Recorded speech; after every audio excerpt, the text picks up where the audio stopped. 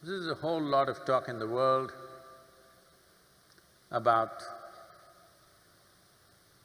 the head and the heart business. But the way you think is the way you feel. And the way you feel is the way you think. For different people, different things run first. For some people, their thoughts, today largely because of the type of education, for most people their thoughts run ahead of their emotions.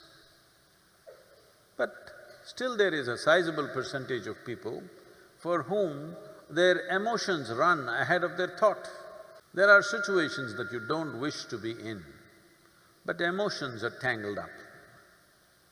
So thought keeps going there, unknowingly you keep walking in the direction.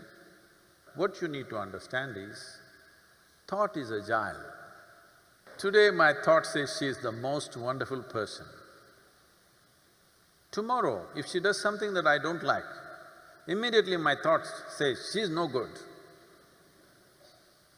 But if my emotions have gone ahead with this wonderful person, emotions are not that agile, they cannot turn around so quickly, it's little sappy, it takes time.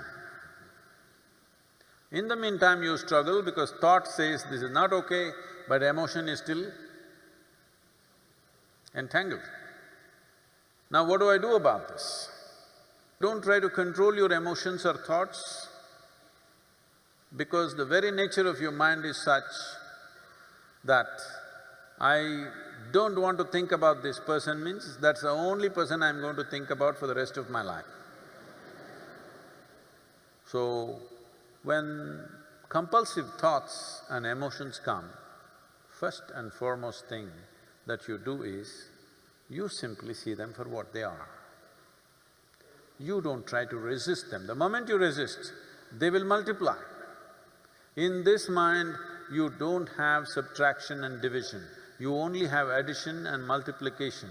So, what you need to do, one thing is, just understand that thought and emotion are just a recycle of the data that is already there, something that you remember. It is just that memory is little smelly, it just keeps coming. You just have to see it like that, little distance from that. It is like you were jammed in a traffic jam, you were going to the airport, you got stuck in a traffic jam, how much anxiety and struggle you had, then somehow you got there and then you got into the airplane and you took off. From up there when you look down, how nice the traffic jam looks,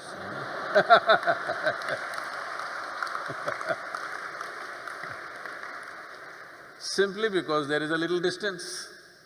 Still the same traffic jam, but because there is a distance, suddenly there is nothing to it. Similarly with your thought and emotion, a little bit of practice to create a little distance from your physiological processes and your psychological processes come. But if you try to handle individual thought and emotion, they will multiply thousandfold.